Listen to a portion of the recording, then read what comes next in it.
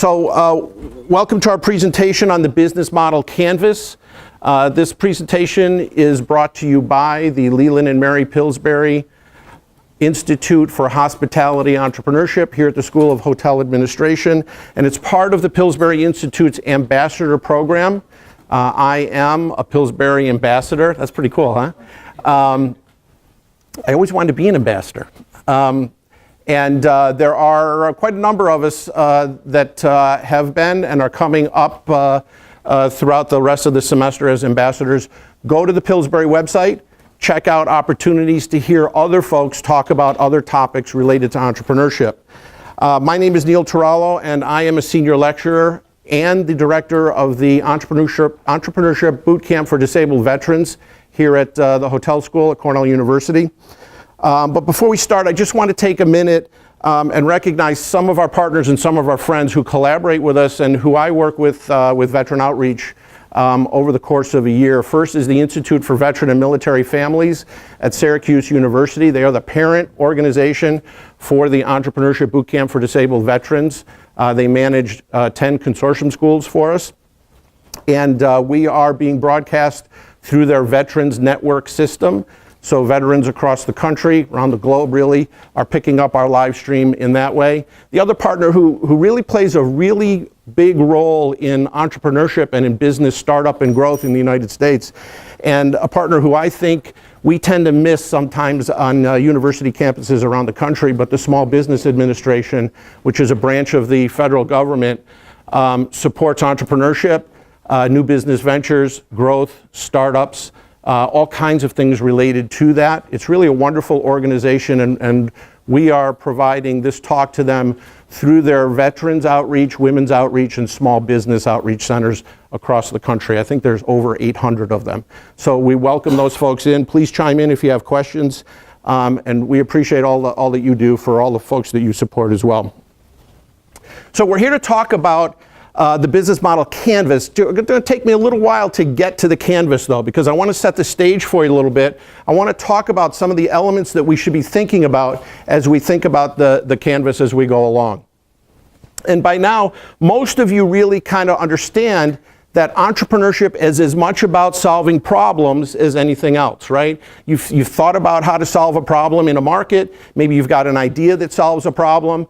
You understand that pain and what customers feel along those lines is part of what you need to do as entrepreneurs. And you've probably kind of thought about the opportunity that you have. How many people are in the market? What's the competition look like? And how large of an audience is actually experiencing the problem, and maybe what degree that they're feeling pain as part of that problem. But there's something that I find that is regularly missing when I talk to entrepreneurs, particularly new entrepreneurs and students, about their concepts and about starting a business. And the thing that's usually missing is this little talk that we're going to have about value here and the value that we provide for our customers. It is something that we need to be thinking about and we really need to be focusing on. So one of the things that I typically see or hear from folks when they talk to me about ideas that they have is that they have this great idea for a new product or a new service. But products and services do not create markets by themselves. I appreciate that you've worked hard and you have this really great product, but it doesn't create a market. Not only do products and services not create markets, but solving problems will. So solving problems help create markets, not quite all the way there. We're still missing one little part of this equation. So as we think about solving problems, we also need to think about creating sustainable organizations that are going to be able to solve those problems and create value for our customers over a period of time. It's why if you take my class and you talk to me about apps, I'm really not that interested, because apps by themselves don't solve problems. And if they do, they only solve a problem for a short period of time. But organizations that solve problems and use apps as a way to deliver that value to customers, that's something that I really like to hear about. That's really important.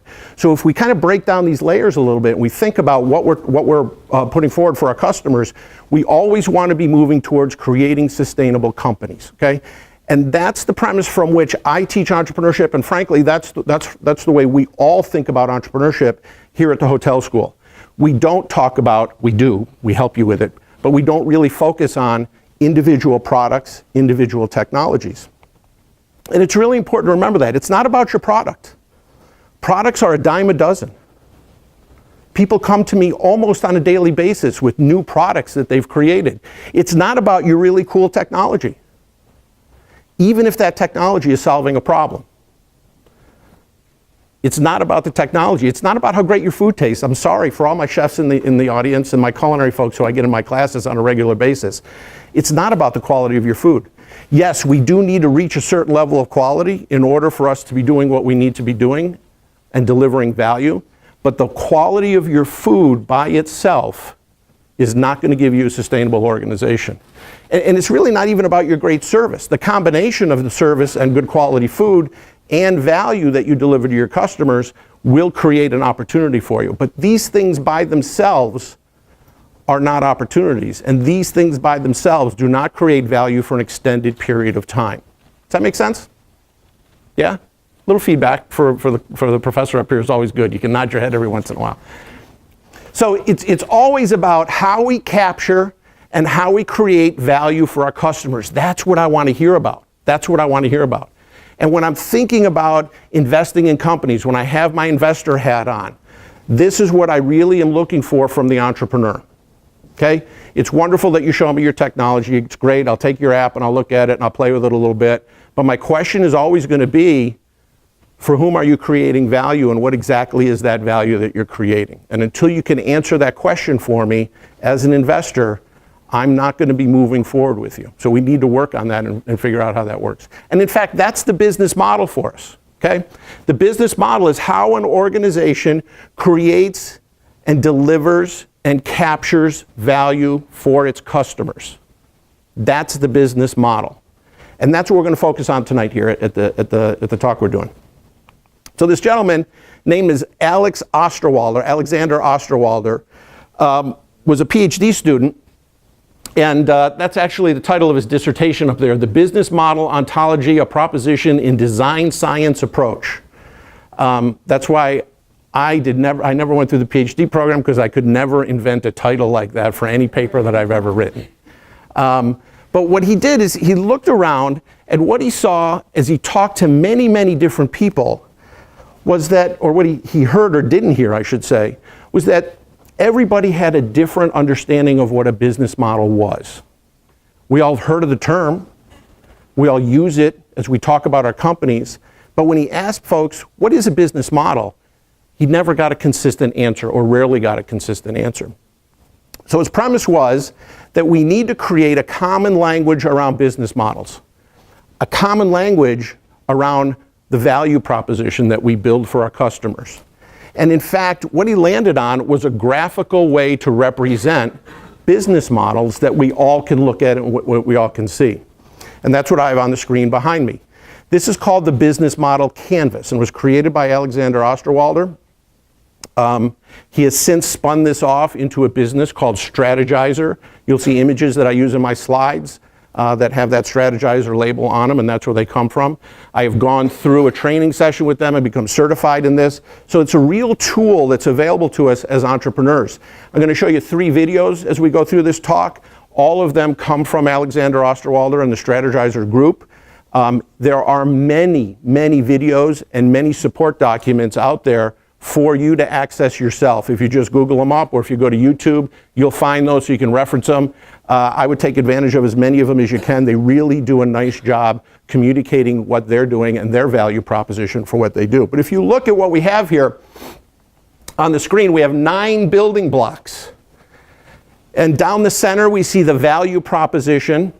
And as you're facing the screen on your right, you see the things that the customer sees, right? The front stage or front of the house, if you're in the hospitality industry, operations. And on the other side is the backstage or back of the house operations. Those things that we have to do within our organization to support how we deliver value to our customer. And then on the bottom 2 sections are the expenses that we incur as we run our business and we deliver that value, and the revenues that we generate as our customers pay for our product or service.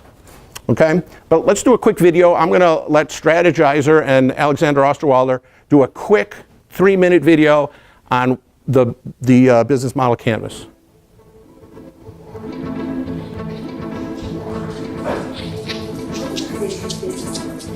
An organization's business model can be described with 9 basic building blocks: your customer segments, your value proposition for each segment, the channels to reach customers, customer relationships you establish, the revenue streams you generate, the key resources and key activities you require to create value, and the key partners, and the cost structure of the business model. But it's not sufficient to just enumerate the 9 building blocks. What you really want to do is to map them out on a pre-structured canvas. This is what we call the business model canvas. A tool that helps you map, discuss, design, and invent new business models. Let's briefly go through the 9 building blocks, starting with the customer segments. These are all the people or organizations for which you're creating value. This includes simple users and paying customers. For each segment, you have a specific value proposition. These are the bundles of products and services that create value for your customers. Channels describe through which touchpoints you're interacting with customers and delivering value.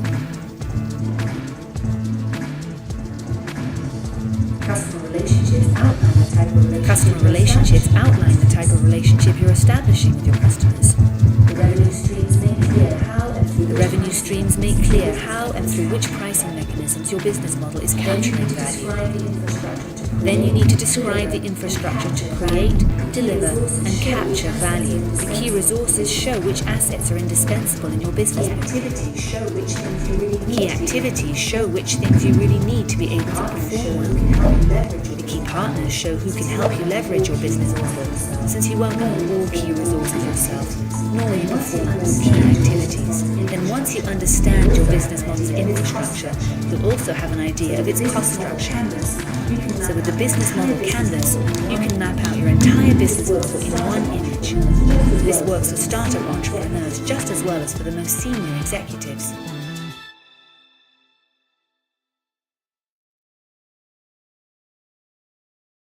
So we're going to talk about this a little bit more in the context of how we can use the business model canvas to develop and design business models as we start businesses, but also, and I think there's even more possible impact for us as after we've started our business or within existing organizations.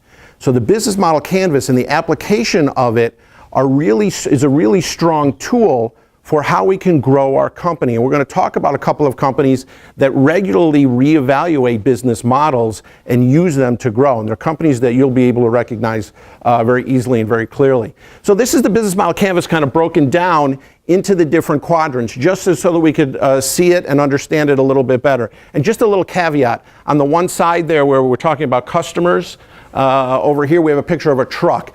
Don't mistake that for distribution. Distribution is on the other side of the canvas, right? It's a backstage function. Generally, I see distribution as part of key activities on the business model canvas. But channels is how we actually are delivering the content to our customers.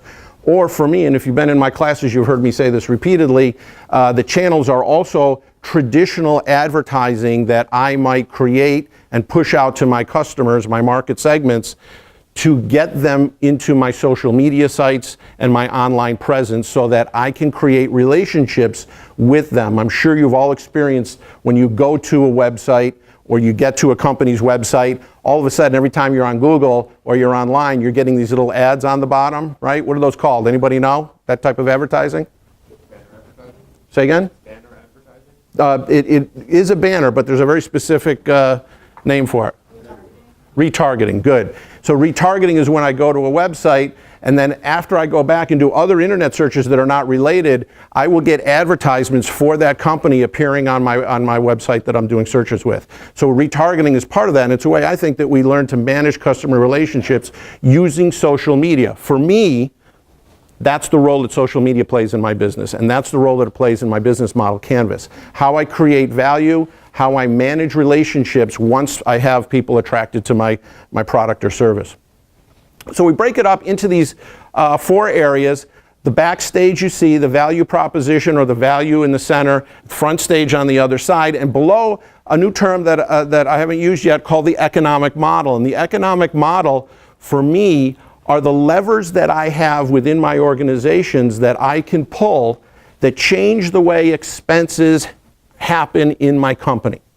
I can manage my company by having it have more or less variable costs or fixed costs. That's changing the operating leverage. And there's a relationship between my operating leverage, the volumes that I do, the income levels that I have, the margins that I have, and the revenue streams that I have. And those four areas play together to create an economic model. If you take the business plan course with us here, we use the business model canvas extensively in that class. And the economic model is something that we spend a good part of a week or two on because it's such an important topic. So we do think about that, and the business model canvas gives us an opportunity to visit the economic model and understand how those elements play together. Any questions so far? You use a business model canvas by printing a really big one, that's what I do, and sticking it up on the wall, and having a stack of a couple at least colors of Post-it notes. So what you see here is a business model canvas with Post-it notes on it. Okay? We say it's a sin to write on a business model canvas because that means you can't change what you've written. Business models change. What we learn about each of these blocks and how our customers feel about the things that we're thinking about changes. So by having Post-it notes, I can move them around and I can change and rethink my business model canvas. And in fact, these are a couple pictures of our entrepreneurship boot camp for disabled veterans. If you look on the lower one here, you see business model canvases all around the room. They were up there for the entire week the veterans were with us, and they were moving their Post-it notes around. As our faculty were coming in and teaching them different things, different ideas, different ways to think about their business model popped in their head, and in between the classes, they would make adjustments and change them. And then the upper corner there, you see a picture of one of our graduate students, one of our MMH students working with one of our veterans, rethinking certain parts of the business model canvas. But at this stage of the game, each one of those Post-it notes are nothing more than guesses. We start by hypothesizing what we think is going to happen in the business model. Why? Why is it a hypothesis at this stage? What's wrong with me just thinking about this and then rolling my business model out? You need to talk with your customer about what they need. We need to talk with our customer, right? But more importantly, or as importantly, we need to listen to what our customers are saying, and we need to look and see what they're doing. So we use our business model canvas to sketch out our hypotheses. And then we go into the market and we test those hypotheses, and we take the information from our market and we rethink or we rehypothesize. And we continue to go through that cycle until we get it right, so to speak. And technically we never get it right because the values of our customers, the value proposition for our customers are always changing. So this is a process that we want to continue to revisit as we go along. It's an important component of what we do. If you've taken classes with me, you hear me say that entrepreneurship is nothing more than a series of failures, highlighted by hopefully a big success at the end of all the failures. And this is what I mean. We hypothesize, we're going to get it wrong. That's a failure, right? But we get information and we come back and we rethink what we're doing and we rehypothesize and we go through it again. So entrepreneurship is nothing more than a series of failures. And I'm sure you've heard all the catchphrases that are out there these days. Make sure you fail early, right? Make sure you fail fast. Make sure you fail cheaply. Make sure you fail forward, which means if you fall forward, right? Because you can get up and you just keep falling and eventually you get to where you want to go. I think that's a pretty good analogy for this cycle of hypothesizing and reevaluating as you go along. But we want to think about it that way. And if you think about what we're doing, we really start with this business model layer, and then we hypothesize, and then we have a test layer. And for me, it looks like this in my mind, these three business model canvases, starting at the bottom with the business model layer, my first set of thoughts, and then my hypotheses as I go forward. And then those change. And they change as I test my market, and I get feedback from my market, and it comes through. Now, as I do business model canvases, typically I'm going to have multicolors there. And multicolors can be used for different things. They can be for different market segments. They can be for end users and customers, if they are two different groups in my company or in our segments. It can be different products, bless you, or services that we offer. So I can see multiple things happening on my canvas. And that's the beauty of this canvas, is that it gives me a way to visualize all of these 9 components and figure out ways to utilize them and have them work together. So what is it that we test? We have to observe and listen to our customers. And this observation component is something that we tend to miss. I know when I was a student, both a grad student and undergraduate student in business programs, I was taught market research is all about hard data. It's all about the quantitative component of what we're doing. Do surveys, get the data back, analyze the data, decide what your market is from those surveys, from research that you can do online, segment your market and understand who your customers are. But as I became an entrepreneur, what I really came to understand is the first step that I need to do is very simple. I need to watch people. I need to observe them as they go through their daily lives, because when I observe them, what do I see? Problems that they experience, right? And I can see the degree to which they're experiencing pain as a result of those problems. And for me, in my mind, there's a distinct correlation between the amount of pain they're experiencing and how much money I can charge and how happy they will be to pay for that. That's a really nice dynamic, right?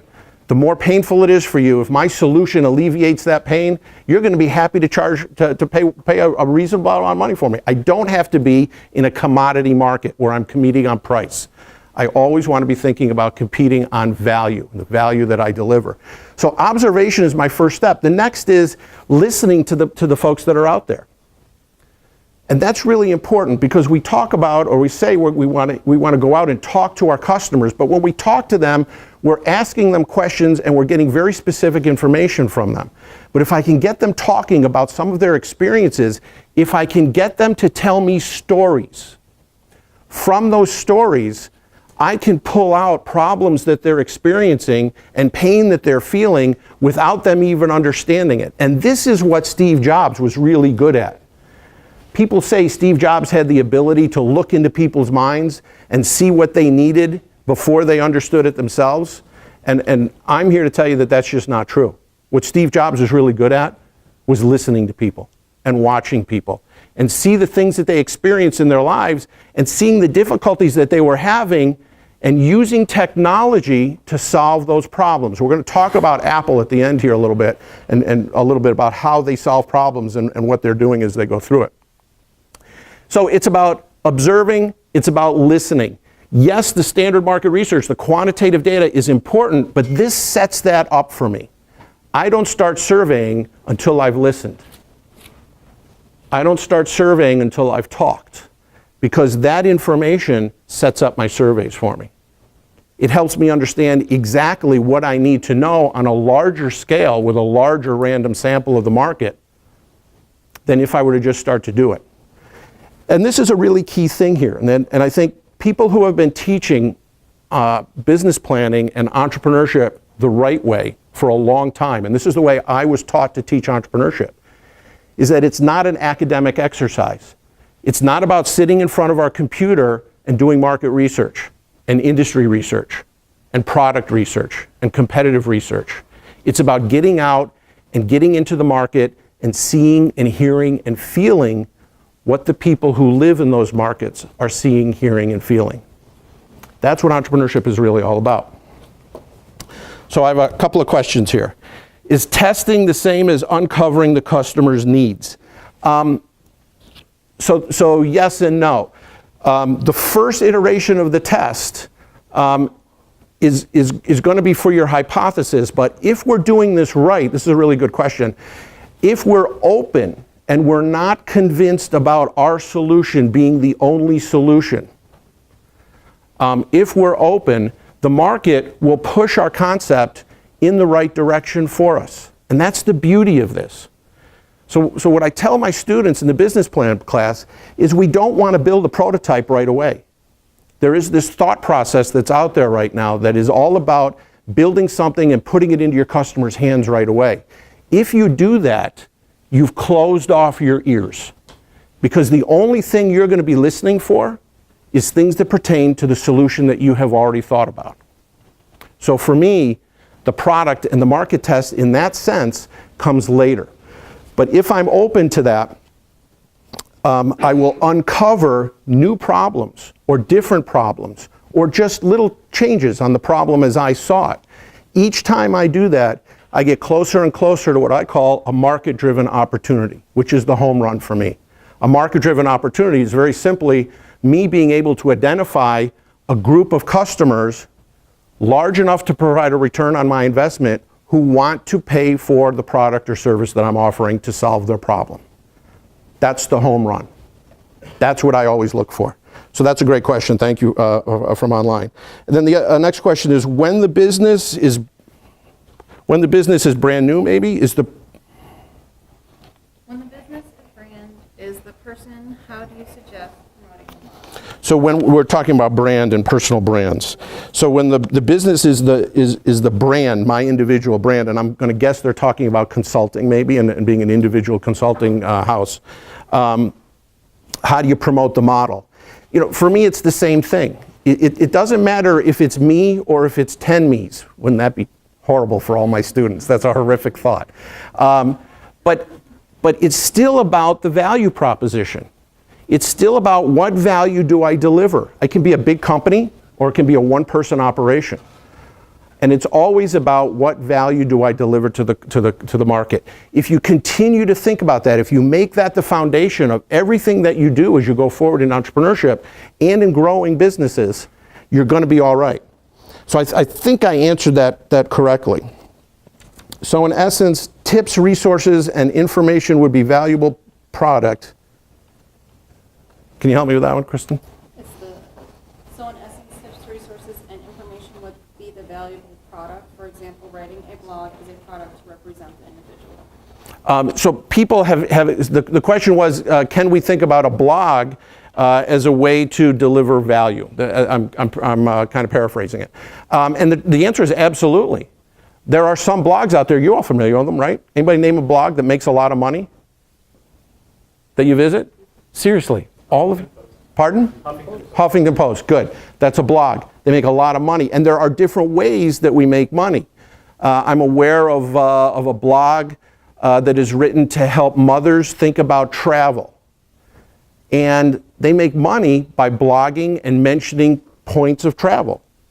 So there's different ways to create value and to monetize that value. That economic model that we talked about at the bottom of the business model canvas is how we take our concept, how we take that value that we provide for our customers, how we take the solution to their problems and we monetize it. Okay, very simply, that's how it is. Thank you for those questions. So it's about observing, it's about listening, and it is lastly about talking. I try to hold off on the talking part for as long as I possibly can. Because as soon as I start asking questions about my solution, I've really kind of shut down a little bit of what's going on. That should happen over time, but early stages is about observation and it's about listening. We call that ethnographic research. And if you are interested in that, we teach a course here at the hotel school called Opportunity Recognition and Ideation, and our students actually go through this process of listening, watching, and talking to people to uncover the value proposition in concepts that they have. So the first step is the value proposition. Okay? And it's really important. And if you look at the business model canvas, the value proposition is really all about your customers and your value. And what Osterwalder has done through Strategizer is they've created a second canvas. And that second canvas is called the value proposition canvas. And it breaks these two components down into individual components that have some very specific things that we want to look at. And I have another video for you that will play that'll help understand that a little bit better. Let's look at the value proposition canvas, a tool that will help you design, test, build, and manage great customer value propositions. It's like a plug-in to the business model canvas. The tool is based on two elements of your business model: the customer segment who you intend to create value for, and the value proposition which you believe will attract customers. With the value proposition canvas, you can map out both in more granularity and show the fit between what you offer and what customers want. The customer segment profile describes the characteristics of your customers in more detail. The profile is composed of the jobs your customers are trying to get done in their work and in their lives, the related pains outlining the negative aspects they hate or would like to avoid, and third, the gains describing the positive outcomes and benefits which your customers would love to have. Now let's look at the profile in more detail. Jobs describe an important issue your customers are trying to solve in their work or in their lives. It could be the tasks they're trying to perform and complete, the problems they are trying to solve, or the needs they are trying to satisfy. And then jobs can have a functional, social, or emotional intent. Now, some jobs will be crucial to their customers, others will be trivial. Then the second aspect here are the pains describing anything that annoys your customers before, during, and after getting a job done. This could be undesired costs and situations, negative emotions, or risks. And again, some customer pains will be severe, others light. And the third aspect of the profile are the gains describing the outcomes and benefits your customers require, expect, desire, or would be surprised by. This includes things like functional utility, social gains, positive emotions, and cost savings. And again, some outcomes and benefits will be more relevant to customers than others. These three elements of the profile describe the customer characteristics that you can observe in the market. Now let's look at the value proposition map, describing the features of your value proposition which you are designing to address your customers' most important jobs, pains, and gains. The map is composed of the products and services your value proposition is built around, the pain relievers outlining how your products and services alleviate customer pains, and third, the gain creators describing the positive outcomes and benefits your products and services create for your customers. Now let's look at the map in more detail. First, the products and services simply outline the bundle of products and services that you're offering customers to help them get a functional, social, or emotional job done and to address their pains and gains. Now, the second aspect here, the pain relievers, make explicit how your products and services will alleviate specific customer pains before, while, and after a customer is trying to get a job done.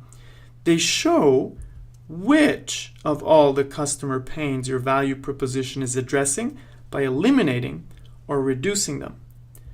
And the next aspect here are the gain creators. They make explicit how your products and services create customer gains.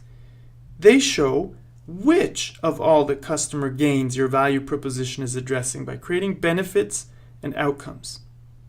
Now you have achieved a so-called problem-solution fit when the features of your value proposition perfectly match the characteristics of your customer segment profile. When the market validates this match and your value proposition gets traction with real customers, you have achieved a so-called product market fit. But don't forget, successful businesses have more than just a great value proposition. They have a great business model that makes a customer value proposition possible. Now, do you have what it takes to design great business models and value propositions with pain relievers and gain creators that match real customer jobs, pains, and gains? Class dismissed.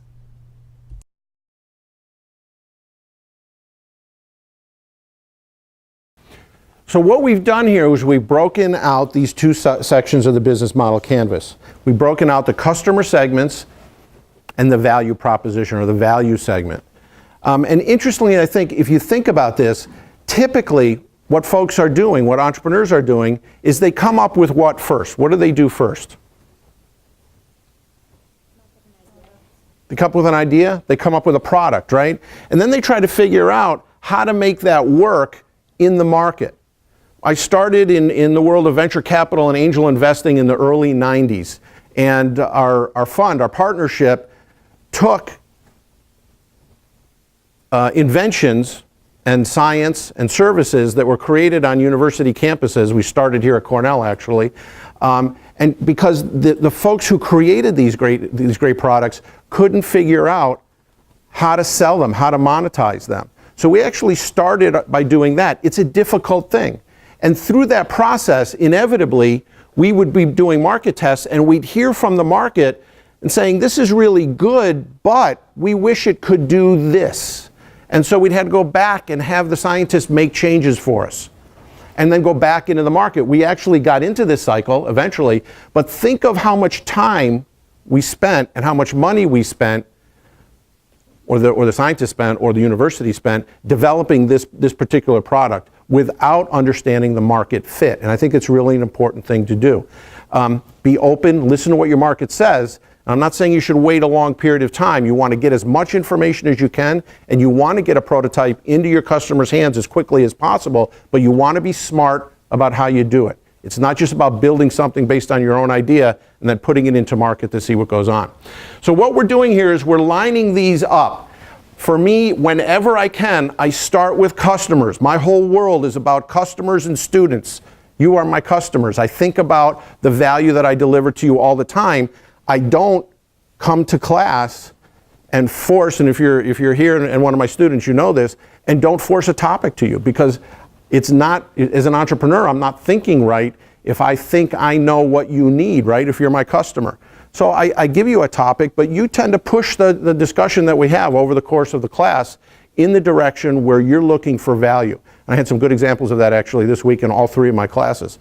So that's the approach I take, not just in business, but in how I think about delivering value to you in the classroom. Start with the customer, listen to what he or she is saying, or the company, if it's a company that's a customer, if you're a B2C company. Understand the pains and understand the expected gains as you go along. And let's break this down just a little bit more, because I think it's a little confusing sometimes. When they talk about customer jobs, I tend to think of this as tasks. Things that I need to do as I go through my day. And actually, on my way to campus here to give this talk, I have a contractor working in one of my buildings, and he said, hey, I need you to pick me up a 24-inch by 12-inch grate. Okay? So this is a task I have to perform.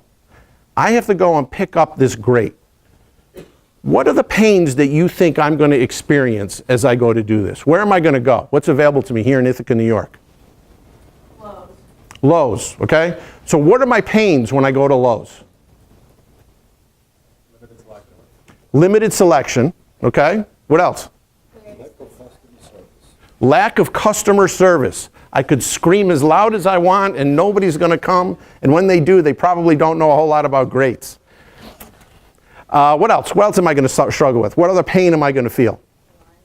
Maybe long lines, right? Maybe not many cashiers open, so the lines will get longer. Good. What else? Distance drive. Taking it to your car. Taking it to my car, carrying it to my car. Geez, I hope I can do that. It's only 24 inches by. What did you say, Felix? Distance. How long I have to drive to do it. So these are the pains I'm going to experience. There's probably more, right? What are my expectations as I go through the actions of performing this task? What do I want to have happen? What is successful for me? Go ahead, Tomas. Being able to easily find it. Easily find it, okay? Have you ever been to Lowe's looking for something like this? I don't know where to start. I don't know where to start. Justin. If they can help me find exactly what it is that I need. Good. Actually having it in stock. Actually having it in the size that my guy says I need to get it for him by, right? And it's a good thing he doesn't give me a list, because invariably what's going to happen is I'm going to go not just to Lowe's, because they're not going to have everything on the list that he wants. Where else am I going to end up going? Home Depot. We didn't think about that when we started talking about it though, right? Would you have seen that if you watched me? That's kind of an interesting twist on it, right? If you ask me these things, or if we talk about them, your responses and what you think about and what you see is going to be narrowed. It's going to be skewed by that, by the questions that I asked you. But if you watch me, you see me go into Lowe's, you see me come out with my head down, maybe shaking it a little bit, going to my car, and driving in the other direction down to the Home Depot to see if maybe they have it. And then what's the worst case scenario? What's the most painful thing? They don't have it, but the one at Lowe's would do the job. So then I end up having to do what? Go back to Lowe's, okay? These are the pains that people experience as they're doing tasks, and that's what we want to be thinking about. If we can observe them first and then get them talking about it, we'll get information that may change the way we think about our solution. So we break it down at that level, okay? Don't think about jobs that we do necessarily like part of our career, but tasks, things that we do on a daily basis. What pains we experience, what gains we're expecting, and then on the other side of that, we start to develop and design solutions to these problems. We start to design things that are going to alleviate the pain that they're feeling. That's a pain pill, by the way, up there. So we have these pains. What are the pain alleviators that we have? And are we addressing each one of the pains that our customers have? The extent to which we do that means that we have a better quality solution. And the same thing is true for gains. If I have expectations that I've seen or heard or asked my customers about, if I meet all of those expectations, I'm really doing a good job. But I may also be able to find expectations that I can exceed for them, things that they hadn't thought about. And that makes my solution, the product or service that I create, very, very compelling as we go through that. Are there questions on this? Sometimes this gets a little confusing. I do have a question from online, and I'll get to that in just a second. So what we're trying to do is line up our pain creators and our pain alleviators and our gain creators and the actual gains that our customers expect. And to do that, when we do that, we have a nice fit and things start to make sense for us. We do this through that cycle of testing and hypothesizing and retesting.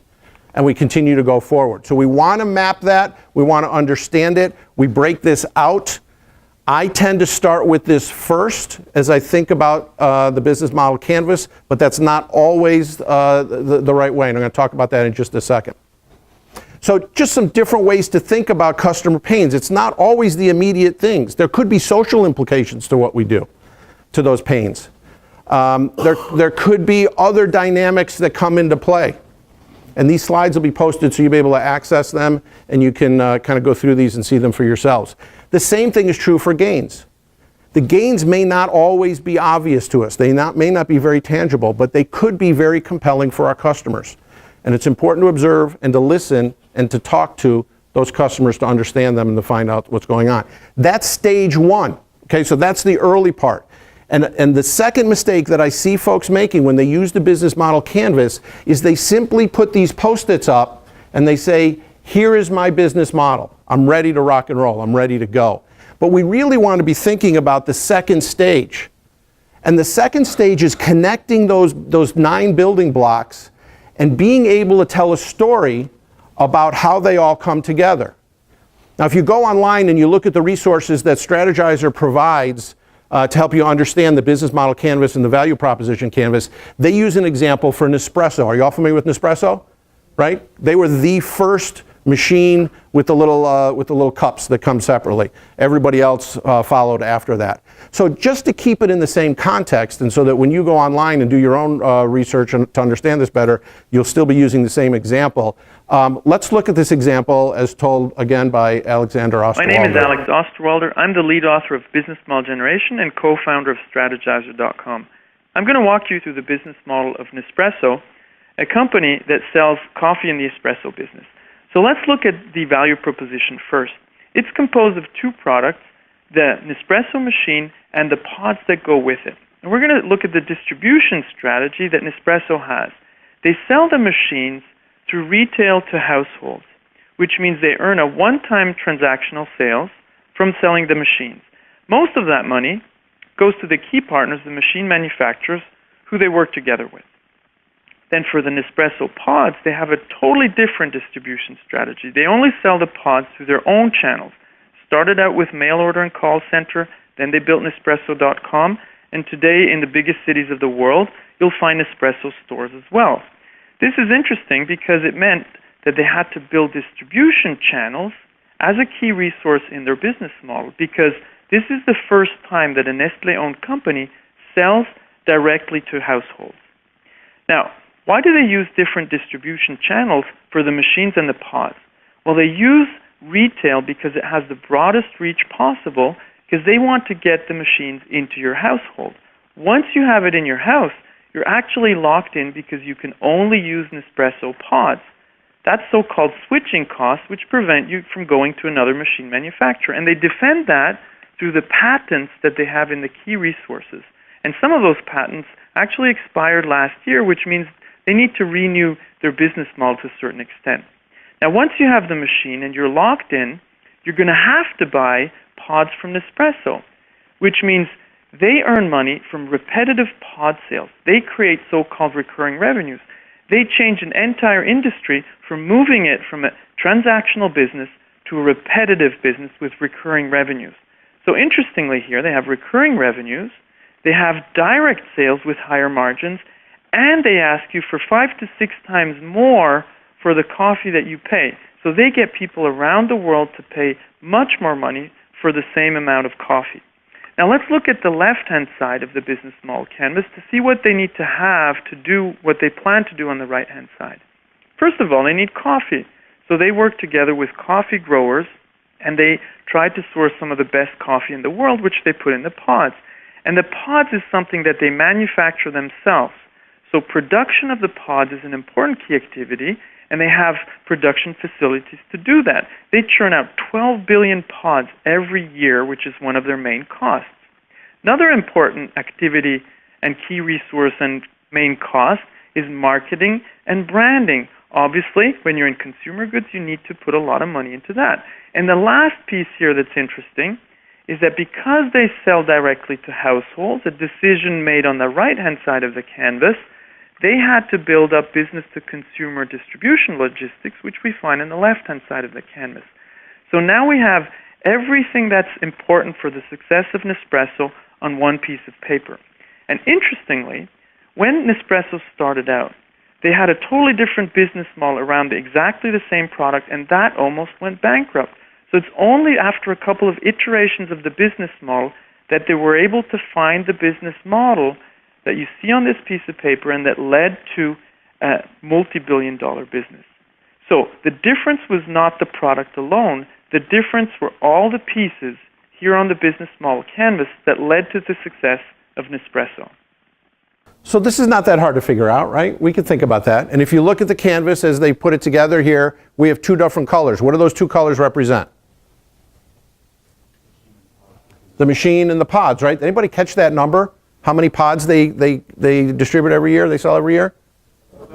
12 billion pods. Did you catch that number? That's pretty amazing. What a lot of folks don't know is that when Nespresso originally came to market, this was not their business model. And in fact, Nespresso is a Nestle company. Nespresso, in its own component, almost went bankrupt. They were about ready to pull the plug on it. So here's this hugely successful today concept, this hugely successful business model that really changed the way we think about household coffee to a large extent, that almost did not make it. And when you go back and look and do a little research on this, what you find is that the Nespresso machine was created and invented by somebody at Nestle, and they had their own idea of what problem their machine would solve. Anybody know what that was by chance? Their first market was, I'm sorry, go ahead, Beth. Wasn't it like companies' offices? Yeah, large office buildings. That was their initial business model. That they were, in fact, going to sell the pods and the coffee makers and the machines directly to the large office buildings. And they were going to use a distributor to do that. They were going to use a sales company that represented a number of different companies. So if you can imagine, what does that sales call look like? As a salesperson, I go in and I go to Tahi, who's the purchasing agent, and I say, what do you want to buy today? And I've got this big book of equipment, right? Of things that I can sell to her. Am I always going to be pulling the Nespresso machine out? No. What's going to motivate me to do that? Commissions, right? Incentives that I have, good, to do that. So that model didn't work for Nespresso, but when they rethought this and then when they applied the elements of the business model canvas to it and they listened and watched customers, it became very clear to what was going to happen, and we have a very different outcome because of that. So Nespresso got it wrong, okay? And if you look out there, there's a lot of companies who are getting it wrong because they're not focused on that magic word. They're not focused on value and what value they're creating for their customers. Okay, so that's step two. Step two is getting all of these different 9 building blocks to work together and to be able to tell the story. Okay, that's your business plan, by the way, and that's the second half of the business plan class for us. It's taking this business model canvas, reflecting on it just a little bit, and writing about these 9 building blocks. And I could talk to that a little bit more specifically a little bit later on here. Stage 3, though, is really understanding how your competitors are using their business models. And I have a question from online. What happens if there is competition? What happens if there is somebody out there that's already doing what I'm thinking of doing? And my answer is, start working on your business model canvas and start observing and listening to customers. And you may find that the people, the customers, the target market that your competitor is looking at may not be the right ones. You may find that the product or service that they are delivering may not be alleviating all the pains or hitting all those gain points that the customers are looking for. So rethink that business model. I think that competition and competitive advantage as we move into the future is going to become more and more and more about business models and less and less about products, technology, and service. All of those are components of our business model, clearly, and they're important. But we need to think about the model before we start. So what business is Apple in? If you've been in my classes, I think we've talked about it this semester already in all 3 classes. What business model is Apple in? Solving problems, right? And they solve problems by looking at what the market needs and applying technology that they have expertise in to solve those problems. If you look at the products that they offer across the board and services, it's easy to say it's all technology or it's all computers. But if we really start to break them down, it was solving a problem in the music industry. It was solving a problem in graphic design and video. It was solving a problem in phones. And as these problems become less and less significant to consumers, Apple lets those products go away. Anybody buying any iPods lately? No, right? So Apple just kind of lets that quietly disappear. There will come a point in time, and I know this is hard for you to believe, but my bet is that at some point in time, the iPhone will disappear. Because some other technology, some other problem can be solved by Apple that's going to take its place. If you look at all of Apple's products, you can really see exactly what problems they're solving with those products. And I think that's an interesting way to think about our businesses as we go along. Think about it too, and I want to emphasize this again. It's not just about new venture creation, but it's about existing businesses that we have. How do companies grow in today's world? There's really 2 ways. How do they grow? 3 ways. Acquisitions, they buy other companies, right? What else do they do? They expand into complementary market areas. Whew, that's a long one for me. What else do? They innovate.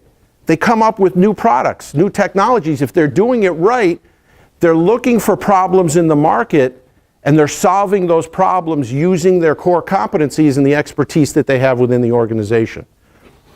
That's why entrepreneurship is becoming so interesting to the folks who are coming to our campuses and recruiting for jobs.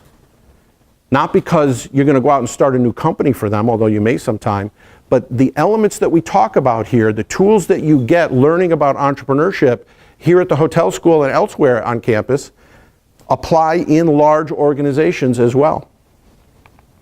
So just to make this point again, the business model canvas is a tool, and I'm being very specific about this for a reason, and I'm going to talk about why. It's a tool that helps us discover customers. It helps us understand the value that we're providing for those customers and where it meets. And it works just as well for nonprofit and social ventures as it does for for-profit organizations. It works just as well for service industry as it does for manufacturing and technology. Sometimes it's a little bit harder to make those connections. When you have a tangible product, I think it's a little bit easier to make these connections. When you have a restaurant where it's all about service, I think it's a little bit harder to do. But my premise is the reason why restaurants fail at the rate that they do is because they don't understand and explore the value proposition that they're delivering to their customers. It's a hard one to figure out. It's a hard one to crack. And I haven't done it yet, to be very honest with you. But I think there's really an important thing to think about there if you're in the hospitality industry. Before we open a restaurant, what is it that we're delivering to our customers, and how do we know that there's value there? So it's not a replacement for a business plan. I want to emphasize that. It's not a replacement for a strategic plan, and it's not a replacement for a marketing plan. Be careful of the shiny new objects that are out there. There are a lot of them right now. The big catchphrase is burn your business plan, because business plans have no value. To my veterans and military men and women who are listening, we know, and they have taught me this. There's this really famous quote from Dwight Eisenhower that the folks who say burn your business plan use repeatedly. And that quote is, no plan survives first contact with the enemy. And they've twisted it a little bit to say, no business plan survives first contact with the customers. That's absolutely true. But if you read the entire talk that Dwight Eisenhower gave as general, he said, no plan survives first contact with the enemy, but we plan so that when we make first contact, we can change direction and change our plan. That's why we write business plans. That's why we think about strategy. We think about the process that's part of it. Your business plan, the written business plan, and you hear me say this in my business plan class, really has little value at the end of the day.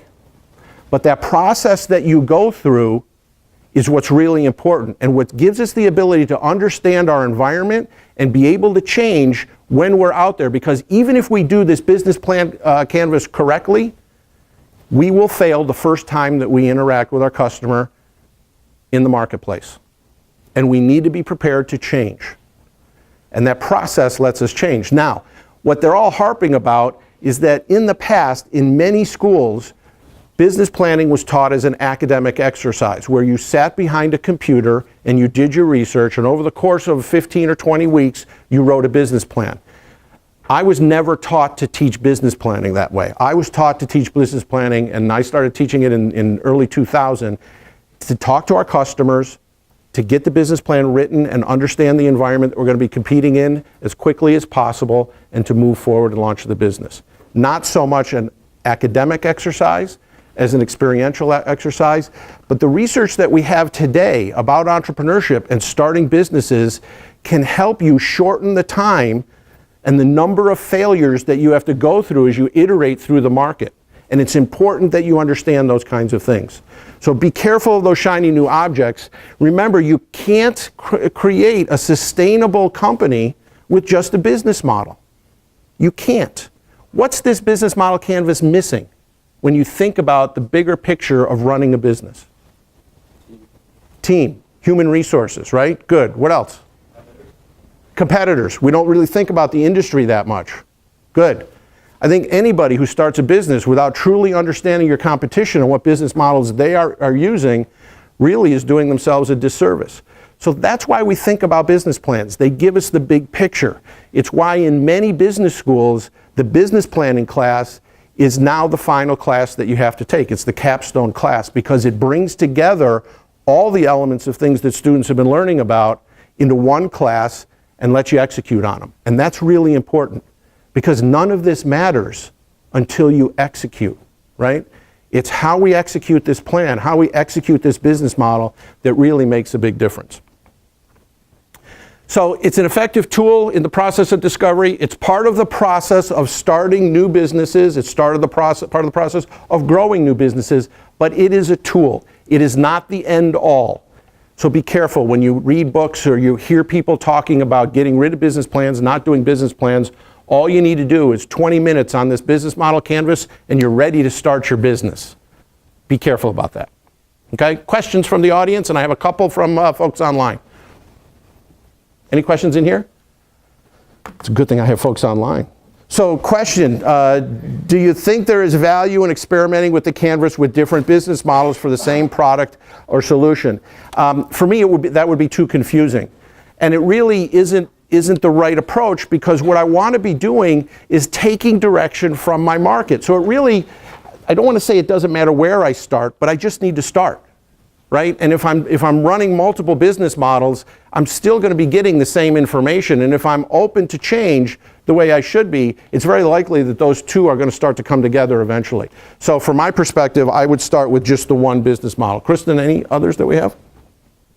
I think I have all of the questions taken care of online. Anybody else? Yes. How often do you think you should be doing this kind of business modeling? Is it something that you would only recommend doing before starting a business, or if your business is already established, would you recommend doing it every few years? Good question. So the question is, how often should we revisit the business model or this process? If you haven't done it, if you started a business and you haven't done it, then by all means I think you should do it, because you'll understand more about your customer as you go along, and you'll understand other opportunities within your business. One of the things I really like about this process that we go through is it helps me identify additional revenue streams that my customers are looking for. So when I think about revenue and revenue drivers and revenue streams, I never want to have one revenue driver. Any company that has just one product or one service is destined to be out of business down the road. Multiple revenue streams can help you in many, many different ways. We learn about those when we study the economic model for your business in the business plan class, but that's a great question. Also, we think about this as part of our growth strategy. And I'm sorry, but I am a planner. I believe in going through this process on a fairly regular basis. And if you look at growth and starting up, we start up growing businesses in a very chaotic state. It's about how quickly can we respond to the market, how fast can we change here. As we grow quickly, we need to hire people as fast as we possibly can and get them trained to get in. When people talk about serial entrepreneurs, they talk to people that are addicted to that chaotic atmosphere. I consider myself one of those addicts. It gets boring after the company's been started. But the trick for entrepreneurs, and kind of the double-edged sword, is as we grow, we want to move away from those chaotic decision-making to planning and to being a little more premeditated about what we do and running a business. And that's when we start to think about growth. And every time I start to think about growth, every time I've had a company that gets there, we revisit this value proposition. And we start to look for additional things that we can do that don't jeopardize our core competency, but give us an opportunity to extend our business offering out. Nike is really, really good at this.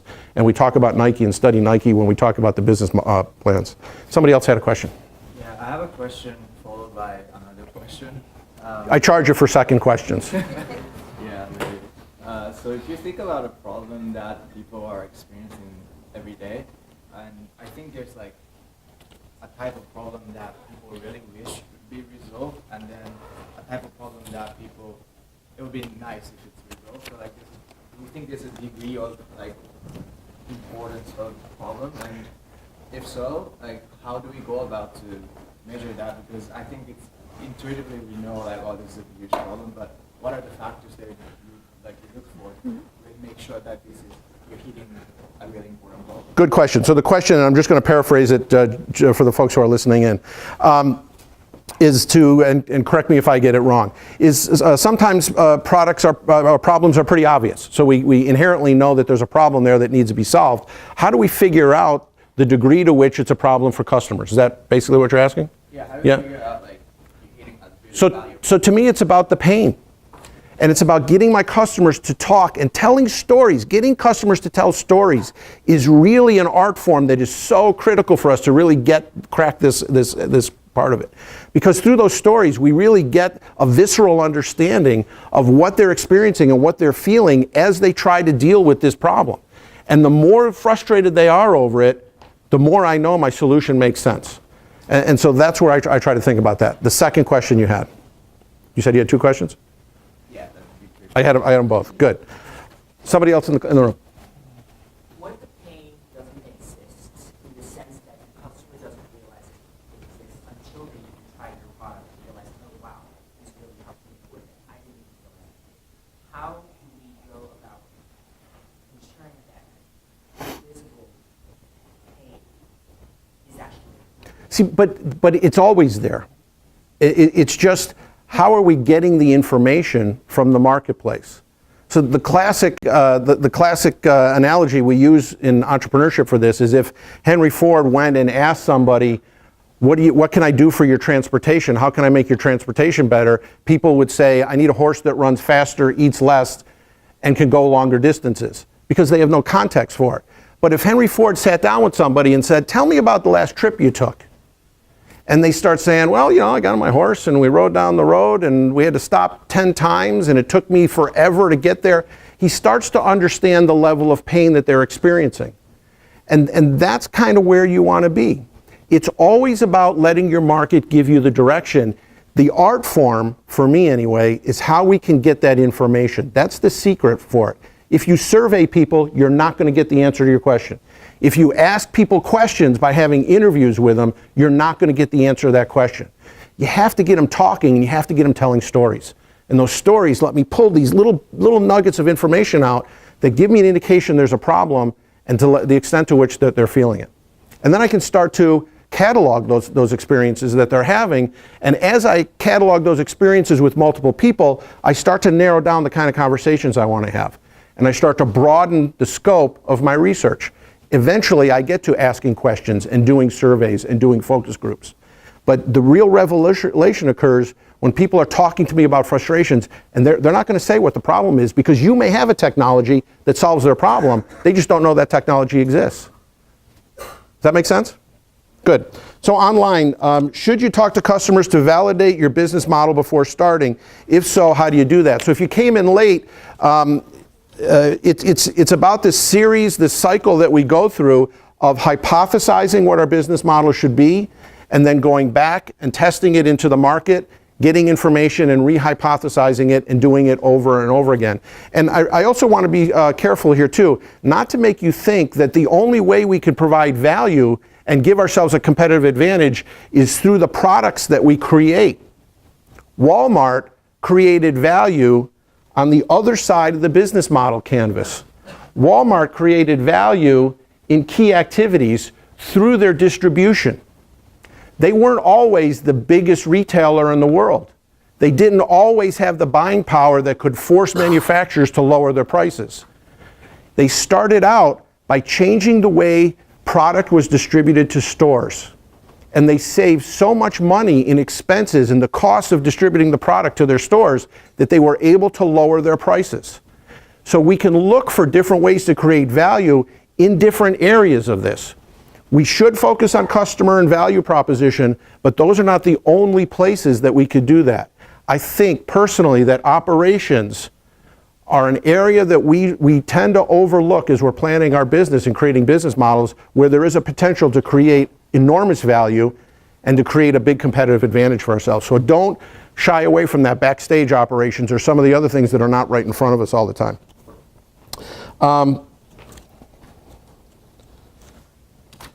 Please talk to competitors, we got that. What if your customer tells you what they need? Can you start a prototype then? Well, sure, I think you can. There's no question about that. If they tell you what they need, then you can start a prototype. But before I think about that, I want to think about the scope, what the opportunity really is. How many people are experiencing the problem that they're experiencing? How many people are feeling the pain that they're feeling? And is it a large enough market for me to start a company around and build from that? Great, one more question online and then we'll call it a day.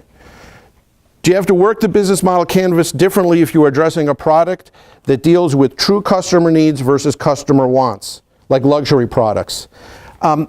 So for me, it's all one and the same. I'm just talking to or listening to a different group of customers. There may be a customer that's very satisfied going to a Marriott Courtyard. But if I talk to the Marriott Courtyard people all the time, and Marriott Courtyard is the only opportunity in the marketplace, somewhere along the line, somebody is going to say, I really want to be waited on hand and foot. I really want to be pampered. I want to have a 5-star or 4-star restaurant in the hotel. I want a little piece of chocolate. I want a big piece of chocolate on my pillow every night. So I get that by talking to them, by listening to them, by getting them to tell me stories, and I figure that kind of stuff out. So to me, it's one and the same. If you're looking for a high end, it just means it's a narrower market. My value proposition needs to be stronger, and I need to be able to justify the expense of being in a smaller market where I'm going to have fewer number of sales. They have to have higher levels of profit, right? Thank you, everybody. It was great having you here. Thank you to all my students and everybody else who came tonight. I appreciate that very much. Thank you to everybody online. Look for more opportunities like this from the Pillsbury Institute. We have a lot of really wonderful people who can give you a lot of great information. Have a great night.